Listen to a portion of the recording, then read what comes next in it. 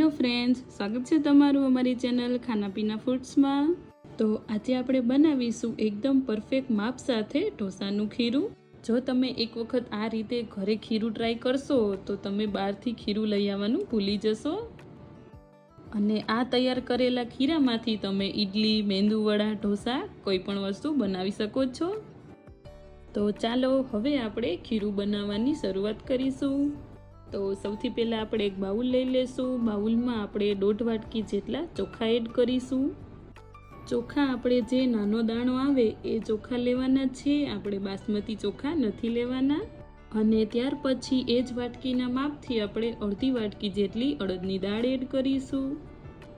અડદની દાળ આપણે ફોતરા વગરની લેવાની છે। હવે આપણે તેમાં 2 ગ્લાસ જેટલું પાણી નાખીને આપણે એકદમ સારી રીતે ધોઈ લેશું।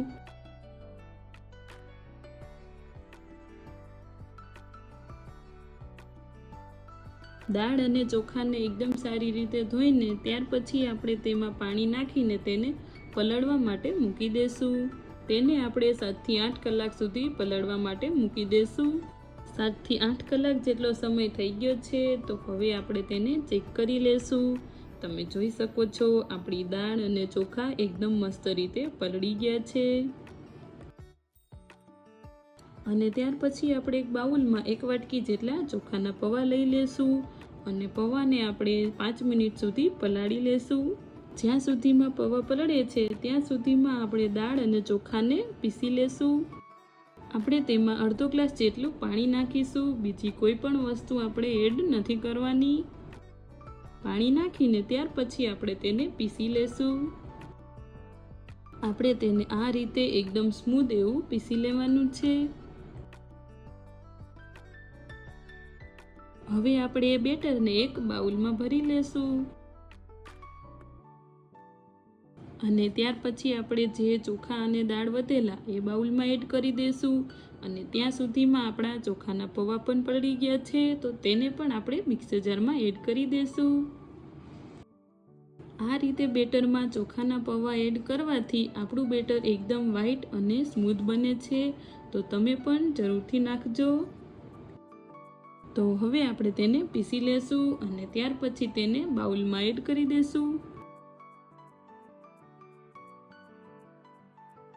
હવે આપણે એ બેટરને 2 થી 3 મિનિટ સુધી સારી રીતે મિક્સ કરી લેશું। ત્યાર પછી એ બેટરને આપણે 2 ભાગમાં ડિવાઈડ કરી લેશું અને હવે આપણે તેને ઢાંકીને 7 થી 8 કલાક સુધી આથો આવવા માટે મૂકી દેશું। 7 થી 8 કલાક જેટલો સમય થઈ ગયો છે, તો હવે આપણે બેટરને ચેક કરી લેશું। તમે જોઈ શકો છો આપણું બેટર એકદમ સ્મૂધ અને એકદમ વ્હાઈટ એવું બનીને તૈયાર છે। તો હવે આપણે તેમાં સ્વાદ પ્રમાણે મીઠું એડ કરીશું। એક વસ્તુનું ખાસ કરીને ધ્યાન રાખવાનું છે, મીઠું આપણે ના તો પલળવામાં એડ કરવાનું છે અને ના તો તેને પીસતી વખતે એડ કરવાનું છે। મીઠું આપણે આ રીતે બેટરમાં આથો આવી જાય ત્યાર પછી જ એડ કરીશું। તો હવે આપણે એ બેટરમાંથી થોડું બેટર લઈને તેના ઢોસા બનાવી લેશું। તમે જોઈ શકો છો આપણું બેટર એકદમ સ્મૂધ રીતે ફેલાઈ ગયું છે। ઢોસો ફેલાવતી વખતે એક વસ્તુનું ખાસ કરીને ધ્યાન રાખવાનું છે, તવો આપણો એકદમ ગરમ ના હોવો જોઈએ અને ગેસની ફ્લેમ પણ એકદમ લો હોવી જોઈએ। તેની ઉપર ઘી યા તો તેલ લગાવી લેશું, જેથી કરીને આપણો ઢોસો એકદમ ક્રિસ્પી બને। આ રીતે ફેરવીને આપણે તેને બધી બાજુથી એકદમ સારી રીતે શેકી લેશું। ઢોસો આપણો એકદમ સારી રીતે ચડી ગયો છે, તો હવે આપણે તેમાં બટેકાનો મસાલો એડ કરી દઈશું અને ત્યાર પછી આપણે ઢોસાને એક પ્લેટમાં કાઢી લેશું। ઢોસાને આપણે ગરમા ગરમ સાંભર અને ટમેટો ચટણી અને નારિયેળની ચટણી સાથે સર્વ કરીશું। તો તૈયાર છે મસાલા ઢોસા। તમે જોયું ને, ઘરે ઢોસાનું ખીરું બનાવવું કેટલું સહેલું છે, તો તમે પણ એક વખત આ રીતે જરૂરથી બનાવજો।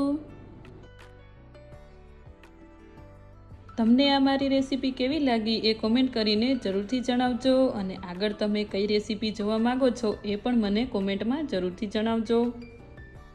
જો તમને મારી આ રેસીપી ગમી હોય તો વિડીયોને લાઈક, શેર અને ચેનલને સબસ્ક્રાઈબ જરૂરથી કરજો।